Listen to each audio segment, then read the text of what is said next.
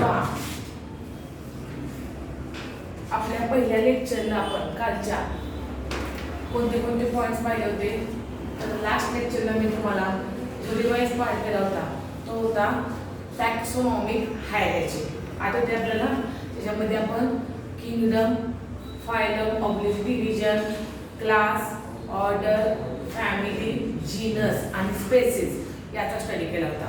आणि यानंतरचा जो पुढचा पार्ट आहे, जो लास्ट पार्ट आहे लिव्हिंग वर्ल्ड टॉपिकचा, that is called as a taxonomic aids. म्हणजे हा एंडचा पार्ट आपण आजच्या लेक्चरला डिस्कस करत आहोत. Taxonomical aids means what? We have seen about 1.7 to 1.8 million species of the plants, animal or microbes, overall we call as a living organisms are found or present on the earth till today. मग हे जे सगळे living organisms आहेत, ह्या सगळ्या living ऑर्गॅनिझमचा study खूप गरजेचा आहे. For what? तर इट इज व्हेरी इम्पॉर्टंट.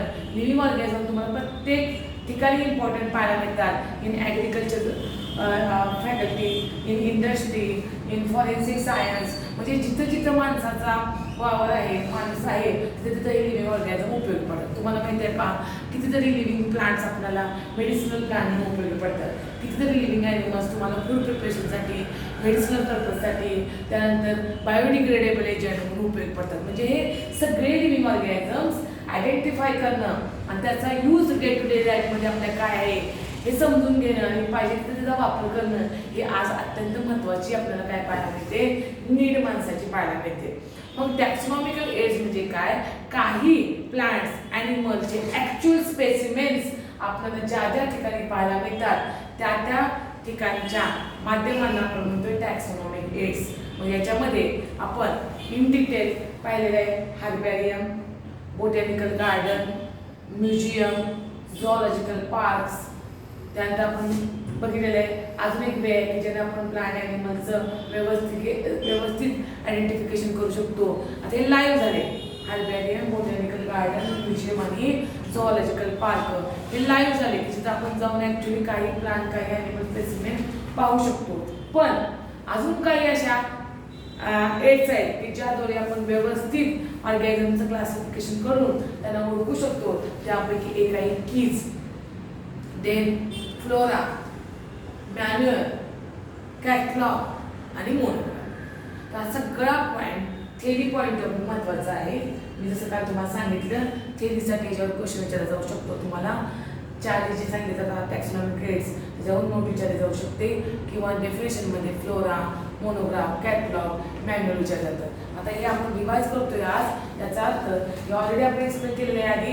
आता आपण इन शॉर्टमध्ये पाहणार आहोत. तर पहिला पॉईंट आपण बघूया ज्याचं नाव आहे पहिला टॅक्सोनॉमिकल एड्स. काय सांगू शकतो आपण?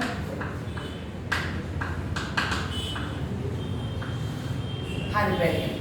पहिला टॅक्सोनॉमिकल एड्स काय आहे? हर्बॅरियम. तुम्हाला सगळ्यांना माहित आहे हर्बॅरियम म्हणजे काय आपण सांगू शकतो सांगा बघू. हर्बॅरियमची डेफिनेशन्स आपल्याला काय सांगता येईल?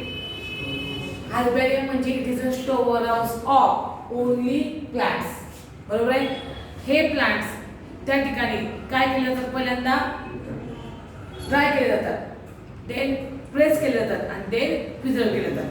नीटला क्वेश्चन विचारला जातो, what is the sequence of the plant specimen in herbarium? पाठच करा. They first dried, then they press and then they preserve. आणि हे ड्राईड किंवा प्रेसिंग किंवा प्रिझर्वेशन कशावर केलं जातं? ऑन द शीटवर केलं जातं. एका मोठ्या कागदावर केलं जातं, त्या कागदाच्या शीटवर केलं जातं. ड्राईंग करणं, प्रेसिंग करणं आणि प्रिझर्व करणं. आणि मग according to the universally accepted system of classification ह्या शीट्स अरेंज केल्या जातात. म्हणजे एखाद्या लायब्ररीला आपण जर विजिट केली तर तुम्हाला तिथं कसे व्यवस्थित टेक्स्टबुक जे आहे, रेफरन्स बुक जे आहेत एका विशिष्ट सिस्टीमनुसार अरेंज झालेले पाहायला मिळतात. रँडमली ठेवलेले नसतात आणि मग आपल्याला पाहिजे ते पुस्तक आपण इझिली घेऊ शकतो. एक प्रिन्सिपल आहे, त्या प्रिन्सिपलने तिथं ती अरेंजमेंट आपल्याला पाहायला मिळते. Like that in the herbarium this plants are placed according to the universally accepted system of classification. What is mean by universally accepted system? जसं आपण बघितलं बायनॉमियल नॉमेनक्लेचरमध्ये प्रत्येक ऑर्गॅनिझमला 2 नावाने ओळखलं जातं की जी सगळ्यांनी ॲक्सेप्ट केलेली सिस्टीम आहे क्लासिफिकेशनची. तसं सगळ्यांनी ॲक्सेप्ट जी क्लासिफिकेशनची सिस्टीम केलेली आहे त्या पद्धतीनं हे शीट्स तुम्हाला तिथे अरेंज पाहायला मिळतात.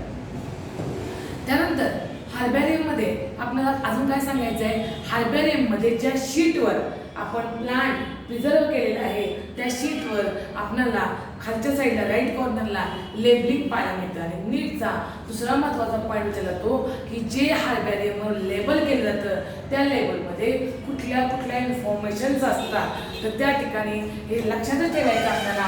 हार्बेरियम शीटवर जे आपण लेबल करतो त्या लेबलमध्ये ज्या इन्फॉर्मेशन्स असतात त्या कोणत्या असतात बघा.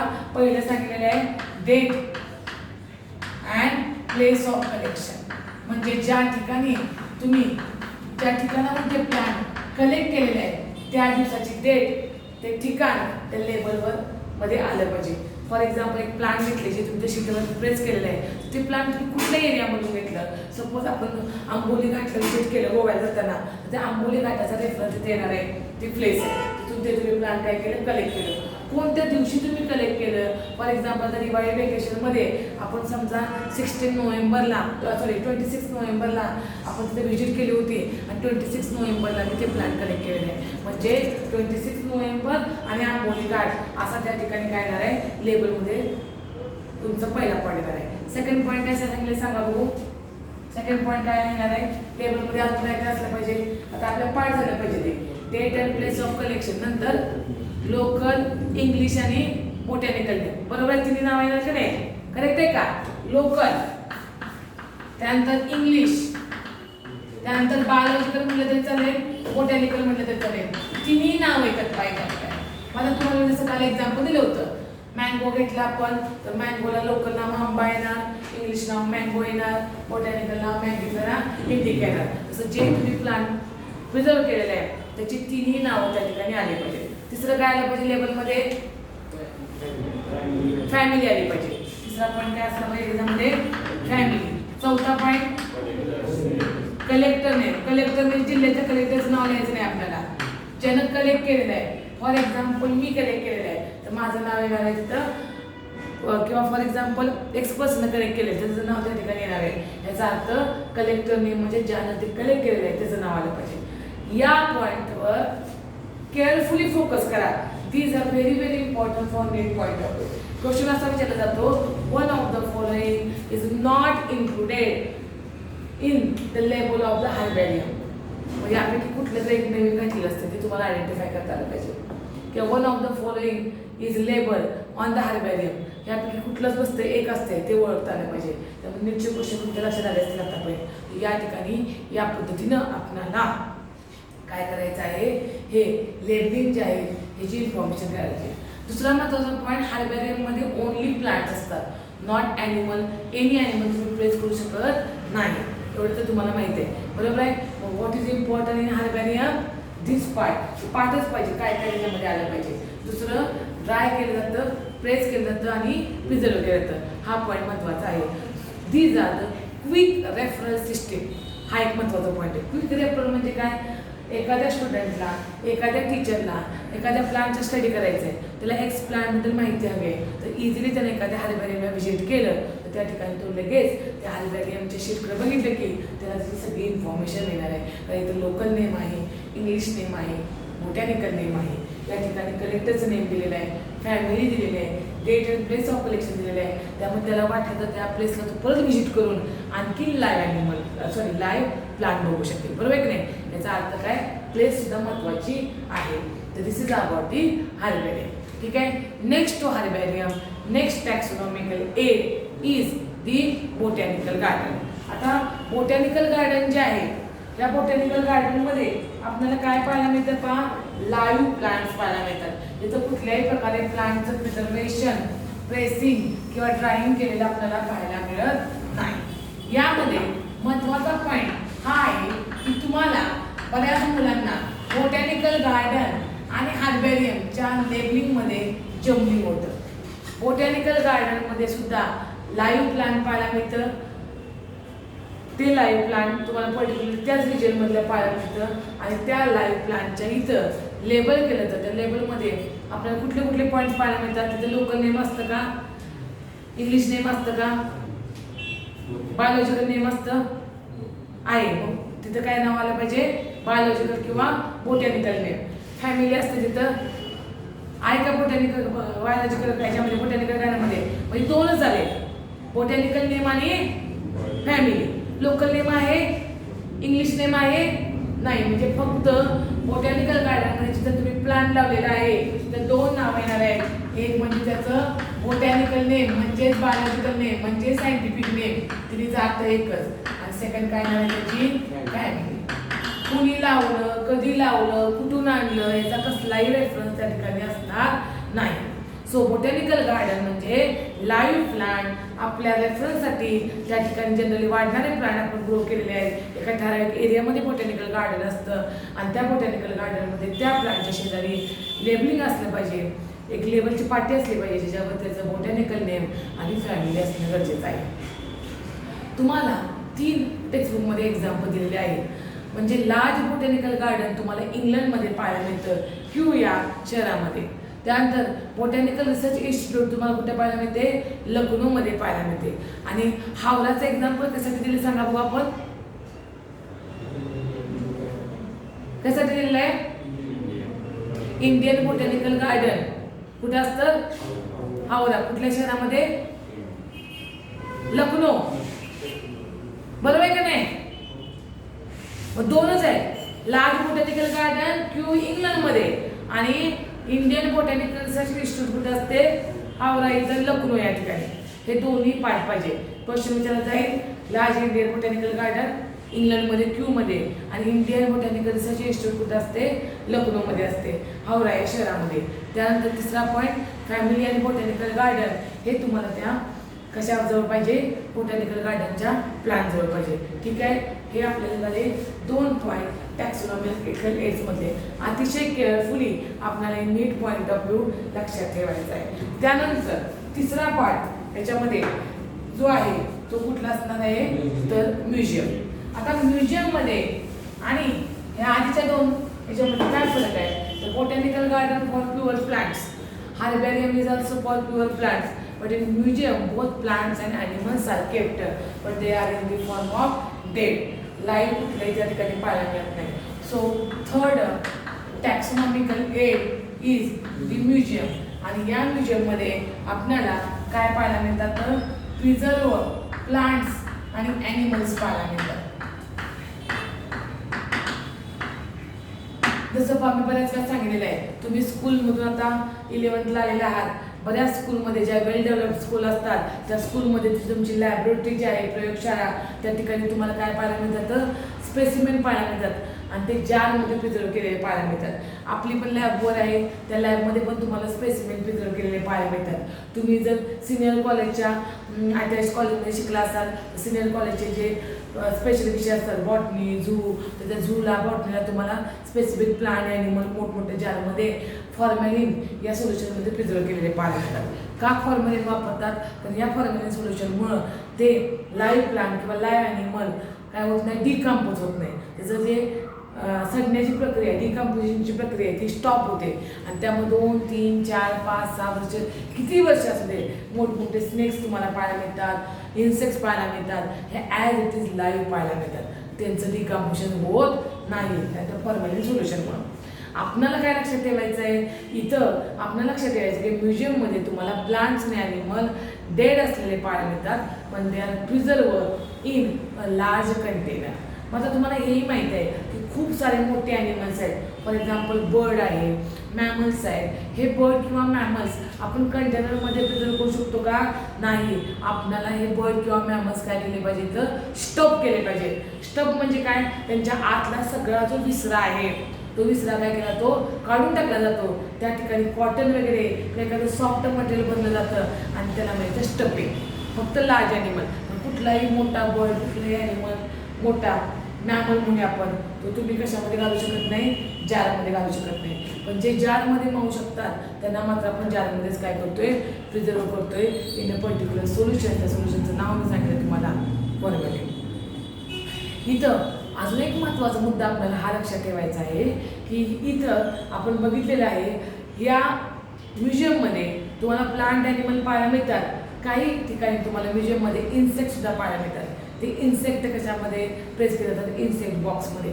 इन्सेक्ट बॉक्स म्हणजे कॉक्रोच डोळ्यासमोर एक्झाम्पल ना, असा एक इन्सेक्टचा बॉक्स असतो, त्यामध्ये कॉक्रोच असा स्प्रेड केला असतो. म्हणजे 3 पायाचे लेग्स बाजूला काढले जातात, जे विंग्स म्हणजे कुठलाही पार्ट रिमूव्ह नाही केला जात, तिथल्या तिथं स्पिन असा काय केला तो प्रेस केलेला पाहायला मिळतो. 6 लेग्स त्याचे विंग्स असे बाजूला स्प्रेड केले जातात, त्याचे पिना खवलेले असतात. तुम्ही कॉक्रोच डिटेल बघितलेलं आहे. माउथ पार्ट जे असतात ते माउथ पार्ट्स असे ओपन केलेले पाहायला मिळतात आपल्याला, आणि माउथ पार्टमध्ये तुम्हाला पिन लावलेली पाहायला मिळते. या पद्धतीनं आपल्याला काय केलेलं पाहायला मिळतं? हे इन्सेक्ट प्रेस केलेले पाहायला मिळतात प्रॉपर वेनं. त्याला म्हणायचं म्युझियममध्ये इन्सेक्टचं कलेक्शन पाहायला मिळतं. कोणत्या वेनं केलं जातं ते आपल्याला, it is also collected, preserve, killing. Collection केलं तर किलिंग केलं तर त्याचं प्रिझर्वेशन केलं जातं. कितल्या कोणकोणत्या 3 स्टेप्स? कलेक्शन, पिनिंग आणि प्रिझर्वेशन इन इन्सेक्ट बॉक्स. ठीक आहे, हे झालं इन्सेक्टबद्दल. आणि आपणाला अजून एक महत्त्वाचा पॉईंट काय सांगायचं आहे, म्युझियममध्ये बऱ्याच वेळा आपणाला स्केलेटनसुद्धा ॲनिमलचं पाहायला मिळतं. कसं स्केलेटन पाहायला मिळतं? ॲनिमलचं स्केलेटन आपल्याला म्युझियममध्ये पाहायला मिळतं. क्वेश्चन विचारला तो बघा, skeleton is found in one of the taxonomical aid museum. In insect box after the process of which process? The collection, killing and the pressing. कुठं पाहायला मिळतं? म्युझियममध्ये पाहायला मिळतं. बर्ड्स आणि मॅमल्सचं स्टफिंग कुठं पाहायला मिळतं? म्युझियममध्ये पाहायला मिळतं. आणि बाकीचे ॲनिमल्स तुम्हाला कंटेनरमध्ये प्रिझर्व केलेले पाहायला मिळतात. पर्टिक्युलरली एज्युकेशनल इन्स्टिट्यूटसाठी हे म्युझियम असतं. स्कूल्स कॉलेजने जेव्हा एखाद्या म्युझियमला व्हिजिट दिली की ॲट ए टाईम तुम्हाला सगळे ॲनिमल्स आणि प्लांट्स पाहायला मिळतात. जसं आपल्या सातारजवळ आपण औंधचं म्युझियम बघतो. आता औंधला काही सगळे प्लांट्स ॲनिमल पाहायला मिळत नाहीत, तुम्हाला वेगवेगळ्या बाकीचे फोटोग्राफ्स वगैरे चं काय पाहायला मिळतं? कलेक्शन पाहायला मिळतं. तसं प्लांट आणि ॲनिमलचं म्युझियमसुद्धा तुम्हाला स्पेशली पाहायला मिळतं. This is the third point, that is the museum. आता यानंतर चौथा जो आपण बघतोय taxonomical aids, that is called as zoological parks. तर आपण काय म्हणतो?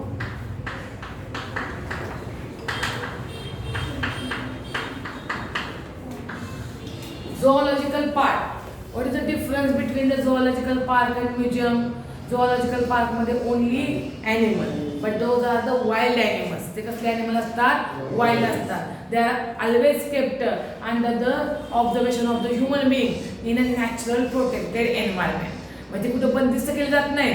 तुम्ही एखाद्या झूऑलॉजिकल पार्कला व्हिजिट केले का बघा, तुम्हाला कंपाऊंड पाहायला मिळतं आणि जसे जंगलात राहतात ते ॲनिमल तसे तुम्हाला ते नॅचरली एन्व्हायरमेंटमध्ये पाहायला मिळतात. बरोबर आहे की नाही? त्याला म्हणते आपण झूऑलॉजिकल पार्क. ह्युमनचं ऑब्झर्वेशन का असतं? कारण त्याच्यामुळं त्या ॲनिमलचं फूड हॅबिटॅट कळतं, त्यांचं रिप्रोडक्शनचं पॅटर्न कळतो आणि म्हणून सतत त्यांच्यावर त्याचं ऑब्झर्वेशन असतं. झूऑलॉजिकल पार्कचा मेन उद्देशच हा आहे की ते ॲनिमल्सचं मॅक्झिमम रिप्रोडक्शन करून त्याची स्पेसिस जी आहे ती मेंटेन करणं. आणि जसं तुम्हाला माहीत आहे की चीता हा ॲनिमल इंडियामधून नष्ट झालेला आहे.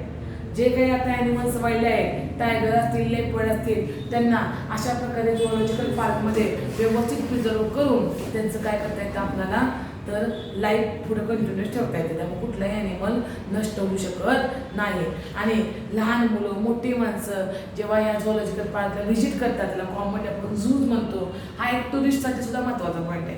कुठल्या माणसाला तर आपण कुठेही जातो पा झूऑलॉजिकल पार्क बघायला, त्यावेळी आपल्याला कुठं वाटतं? वाईल्ड ॲनिमल बघायला वाटतं की नाही? अजून सुद्धा आपल्याला टायगर जवळून पाहायचा असेल तर आपण क्युरिओसिटी वाटते. आपण असं म्हणत नाही की काय त्याला बघायचं आहे. कुठलाही ॲनिमल असू दे, आपण तेवढ्या केअरफुली क्युरिओसिटीने बघतो. बिकॉज वाईल्ड ॲनिमल्स हे काही कॉमन नाहीत, आपल्या घरामध्ये पाहायला मिळत नाहीत. म्हणून तर त्याला स्पेसिफिक मुलं, लहान मुलं, मोठी माणसं व्हिजिट करतात. झू असं म्हणतो आपण. ठीक आहे, म्हणजे झूऑलॉजिकल पार्क कळलं. आता जर कम्पॅरिझन केलं कशाचं, म्युझियमचं, हार्बेरियमचं, त्यानंतर बोटॅनिकल गार्डनचं, तर झूऑलॉजिकल पार्कचं कम्पॅरिझन करूनच आपल्याला लक्षात ठेवायचं आहे. आता आपण जर ओनली फॉर प्लांट्स म्हणलं तर काय येणार आहे? Botanical garden. Both for plants आणि ॲनिमल म्हणलं की काय येणार आहे? म्युझियम. ओनली फॉर प्लांट्स म्हणलं की आपण म्हणले बोटॅनिकल गार्डनमध्ये लाईव्ह प्लांट, हार्बेरियममध्ये डेड प्लांट. बरोबर आहे की नाही? ओनली फॉर ॲनिमल म्हणजे काय येणार आहे? Zoological park. तर असं कंपॅरिझन करून लक्षात ठेवा. ओनली बोटॅनिकल नेम आणि फॅमिली म्हणजे कशामध्ये येणार आहे, बोटॅनिकल गार्डनमध्ये. पण date, place of collection, local, English, biological name, collectors name, family म्हणलं की काय येणार आहे, हार्बेरियम. असं जेव्हा तुम्ही कंपॅरिझन करून लक्षात ठेवाल तेव्हाही तुमच्या व्यवस्थित लक्षात राहील. ठीक आहे. यानंतरचा पुढचा पॉईंट आपण जो एक्सप्लेन करणार आहे त्याचं नाव आहे कीज. त्याचं नाव काय आहे, कीज. आता की हे सुद्धा काय आहे, टॅक्सोनॉमिकल एड्स आहे. पण मी तुम्हाला व्हिडिओमध्ये पण सांगितलं होतं बघा, काय केलं जातं, एक अशा प्रकारचं तुम्हाला कागद किंवा शीट लॅबोरेटरीमध्ये दिली जाते. या शीटवर 2च अल्टरनेटिव्ह असतात. म्हणजे फॉर एक्झाम्पल काल आपण बघितलं फ्लॉवरिंग प्लांट, समजा एखादा प्लांट तुमच्या डोळ्यासमोर ठेवलेला आहे, तुमच्या जवळ ठेवलेला आहे, तुम्हाला ते प्लांट क्लासिफाय करायचं आहे. अशी एक शीट दिली जाते. या शीटवर इकडे मोनोकॉट, इकडे डायकॉट दिलेलं असते. तुम्हाला ते आयडेंटिफाय करायचं आहे. एक तर ते मोनोकॉट असणार किंवा डायकॉट असणार, 2च कॉन्ट्रास्ट तुम्हाला अल्टरनेटिव्ह असणार आहे. खाली 3 न्यूज असणार आहेत. सिम्पल, कंपाऊंड तुम्हाला त्यात बघायचं आहे. त्यामध्ये पण तेच असणार आहे, एक तर सिम्पल न्यूज असणार किंवा कंपाऊंड. त्यानंतर तुम्हाला त्याची फॅमिली बघायची आहे, 2च असतील, सोनॅलिसी किंवा कॉन्व्हर्सी. त्यातली एक फॅमिली तुम्हाला टिक मार्क करायची आहे. तुम्ही समजा तुम्हाला त्याच्यामध्ये अजून दिलेला आहे फ्रूटचा टाईप दिला असेल तर सिम्पल फ्रूट, त्यानंतर कंपोजिट फ्रूट. म्हणजे प्रत्येक ठिकाणी 2च अल्टरनेटिव्ह असणार आहे. कळलं का? आणि तुम्ही टिक मार्क करायचं रूट, टॅप रूट आणि ॲडव्हान्टेजेस रूट. मग काय आहे की हे जे कार्ड आहे ह्याला म्हणायचं कीज.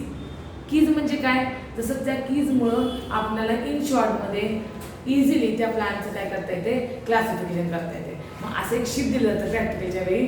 प्रॅक्टिकलच्या वेळी 2च त्याचे ऑप्शन असतात, तुम्ही ते वाचायचे. त्या पद्धतीने आता समजा टॅप रूट आहे तर टॅप रूटचे कॅरेक्टरिस्टिक दिले असतात. ॲडव्हान्टेजेस रूट आहे त्याचे कॅरेक्टरिस्टिक दिले जातात. आपण आपल्या जवळच्या प्लांटचं ऑब्झर्वेशन करायचं, हा टॅप रूटचे कॅरेक्टरिस्टिक्स आहेत का, नाही, ॲडव्हान्टेजेस आहेत का, yes, this is advantages root. असं आपल्याला ते टिक मार्क करायचं आहे. मग तुम्हाला बऱ्यापैकी मी सांगितलेलं इमॅजिन लक्षात आलं असेल. पण नीट पॉईंट ऑफ व्ह्यू काय विचारलं जातं तुम्हाला कीजबद्दल ते आता आपण इथं एक्सप्लेन करणार आहोत. यामध्ये पहिला महत्त्वाचा point, for identification of plants and animals based on similarity and dissimilarity जे टॅक्सोनॉमिकल एड्स वापरलं जातं त्याला म्हणायचं keys. Based on similarity and dissimilarity identification of the plants ॲनिमल्ससाठी जे वापरलं जातं टॅक्सोनॉमिकल एड्सला म्हणायचं कीज. कीजवर जे काही लिहिलेलं असते स्टेटमेंट त्याला काय म्हणायचं, लीड. त्याला काय म्हणायचं, लीड. 2 अल्टरनेटिव्ह कॉन्ट्रास्टिंग कॅरेक्टर असतात त्या म्हणायचं कपलेट. मग नीटला हेच क्वेश्चन विचारतात की lead is found on dot dot taxonomical aids, तर त्याला आलं पाहिजे उत्तर कीज. लीड म्हणजे त्याच्यावर जे काही लिहिलं असेल त्या स्टेटमेंटला आपण म्हणतोय लीड. 2 कपलेटच्या फॉर्ममध्ये आपल्याला पाहायला मिळतं ते काय आहे, कॉन्ट्रास्टिंग कॅरेक्टर्स. सिमिलॅरिटी अँड डिसिमिलॅरिटीवर डिपेंड कोण आहे तर कीज. आणि आयडेंटिफिकेशन प्लांट ॲनिमल कुणामुळे शक्य होते, कीजमुळे. तर अशा प्रकारे या कीज आपल्याजवळ असल्या तर कुठलंही प्लांट किंवा कोणतंही ॲनिमल आपण इझिली काय करू शकतो, क्लासिफाय करू शकतो. नीट पॉईंट ऑफ व्ह्यू आपल्याला हे सांगायचं आहे. आणि त्या ठिकाणी तिथे सांगितलेलं आहे प्रत्येक स्टेटमेंटमध्ये तुम्हाला काय पाहायला मिळतं, एक ॲक्सेप्ट करायचं असते, एक रिजेक्ट करायचं असते. त्यामुळे एक ॲक्सेप्ट केलं दुसरं ॲटोमॅटिक काय होणार आहे, त्यातनं रिजेक्ट होणार आहे. अशा प्रकारे आपल्याला कीजचं एक्सप्रेशन NCERT सांगितलेलं आहे. आणि शेवटची लाईन खूप महत्त्वाची आहे, कीज आर ॲनालायटिकल इन नेचर. ॲनालायटिकल म्हणजे काही कॉन्स्टंट नसतात, सतत त्याचं नेचर बदलत असतं. म्हणजे एखाद्या प्लांटचं जास्त इन्व्हेस्टिगेशन केलं एखाद्या सायंटिस्टनं तर पूर्वीची थेरी गायला जाणार नाही. अजून समजा एखाद्यानं नवीन रूटचा टाईप शोधून काढला, नवीन स्टेमचा टाईप शोधून काढला तर की बदली स्टेटमेंट पण ॲटोमॅटिक काय होणार आहे, तर बदलणार आहेत. ॲनालायटिकल म्हणजे सतत बदलणार नेचर. मग आपल्याला इन डिटेलमध्ये त्याच्याशी जायचं नाही. तुम्हाला क्वेश्चन लक्षात ठेवायचा, ॲनालायटिकल इन नेचर म्हटलं की आन्सर असणार आहे keys. Contrasting character in the form of couplet म्हणले की आन्सर असणार आहे कीज. लीड हा शब्द आला की आन्सर असणार आहे keys. Identification of plants and animal based on the similarity and dissimilarity म्हणले की काय येणार आहे, keys. Acceptance of one and rejections of the other म्हणलं की काय येणार आहे, कीज. असं आपण डोकं लढवायचं आहे आणि कीजबद्दल इन्फॉर्मेशन लक्षात ठेवायचे. पुढचे जे 4 आहेत त्या सुद्धा काही प्रमाणात आपल्याला आयडेंटिफिकेशनसाठी वापरल्या जातात, पण त्यांचं 1 सेंटेन्समध्ये आपल्याला लक्षात ठेवायचं आहे. कुठले 4 आहेत बघा ते, that is flora, monograph, catalogue आणि मॅन्युअल. असं 4 आपल्याला दिलेले आहेत. Only we have to remember it by their definition. आता पहिला तुम्हाला जो सांगितलेला आहे बघा त्याचं नाव काय आहे, फ्लोरा. ठीक आहे. मग आता बघा त्यांनी काय सांगितलेलं आहे, फ्लोरा. त्यानंतर काय म्हणलेलं आपण, फ्लोरा म्हणजे काय सांगा बघू, actual account of habitat and distribution of the plant. Habitat and distribution of plant हा शब्द आला बघा, मी काय सांगते, हॅबिटॅट म्हणजे राहण्याची जागा आणि डिस्ट्रीब्युशन म्हणजे प्लांट कसं वेगवेगळ्या ठिकाणी पसरलेलं आहे. Habitat and distribution of plant हा शब्द आला की काय ओळखायचं आपण, plant of a given area. हा महत्वाचा पॉईंट आहे. कुठला एरिया आहे बेरे नाही, पर्टिक्युलर छोट्या एरियामध्ये गिवन एरियामध्ये तुम्हाला प्लांट्स हॅबिटॅट अँड डिस्ट्रीब्युशन पाहायला मिळालं, त्याला काय म्हणणार आहोत आपण, we call them as a flora. ठीक आहे. त्यानंतर फ्लोरामुळे काय पाहायला मिळतं आपल्याला, they give index of plant species. Index of plant species, index म्हणजे काय, तर या फ्लोरामुळे समजा मी तुम्हाला एक्झाम्पल सांगितलं होतं बघा, कास. तुम्ही बऱ्यापैकी कासला बरेच जण गेला असेल, कासमध्ये तुम्ही गेला कासच्या ठिकाणी, कासच्या ठिकाणी जे पर्टिक्युलर फ्लावर्स पाहायला मिळतात that is called the flora of that कास रिजन. त्यामुळे काय मिळतं की तो रिजन आपल्याला पर्टिक्युलर त्याची इंडेक्स देतो, म्हणजे कुठल्या कुठल्या टाईपचे, फॉर एक्झाम्पल 8 टाईपचे वेगवेगळे फ्लावर्स त्या ठिकाणी येतात, तर ते 8 फ्लावर्स म्हणजे त्याची इंडेक्स आहे. इंडेक्स म्हणजे आपण जसं स्टार्टिंगला बुकच्या इंडेक्स बघतो, सिक्वेन्स बघतो चॅप्टरचा, तसेच तुम्हाला इंडेक्स पाहायला मिळते त्या त्या फ्लावरची त्या त्या एरियामध्ये.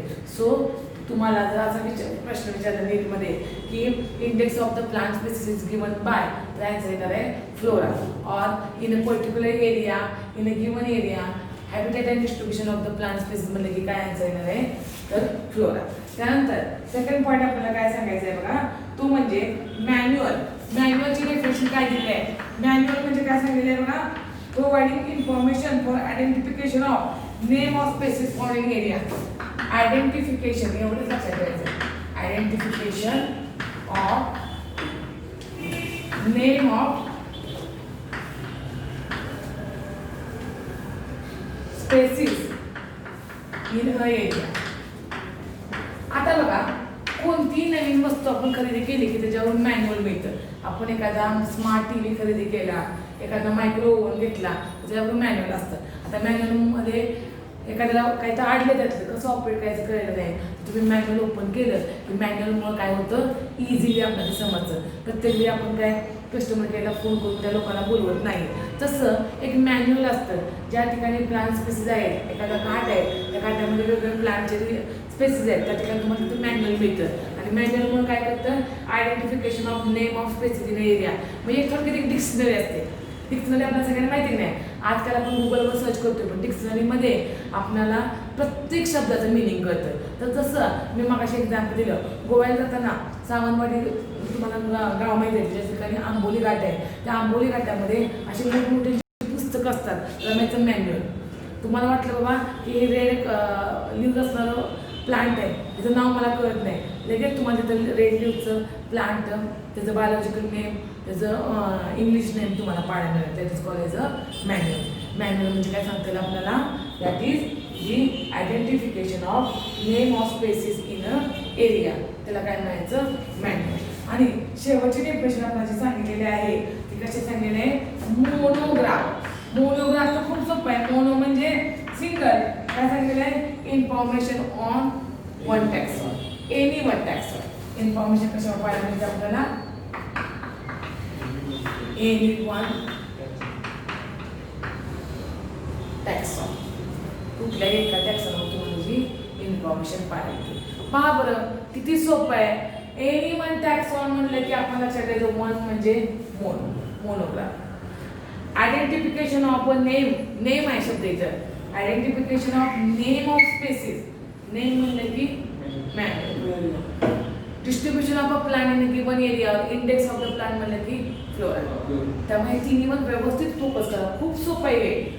कीज तर आता आपण बघितलंच, लीड, कपलेट, कॉन्ट्रास्टिंग कॅरेक्टर, त्यानंतर रिजेक्शन, ॲक्सेप्टन्स, ॲनालिटिकल नेचर पाहिलं. Zoological park, herbarium, museum, botanical garden पण लक्षात आलं. मग मला सांगा टॅक्सॉनॉमिकल एड्समध्ये काही अवघड आहे का, नाही. हे टॅक्सॉनॉमिकल एड्स कशासाठी उपयोगी पडतात, for the correct identification of a particular specimen. ठीक आहे. तर here we have completed our first topic म्हणजे ज्याचे आपण रिव्हिजन कंप्लीट केलेले आहे. Name of that topic is a living world. From tomorrow we'll start next topic, that is the biological classification. So again read it carefully, व्यवस्थित read करा जेणेकरून तुम्हाला त्याच्यावरचे MCQ इझिली सॉल्व्ह होतील.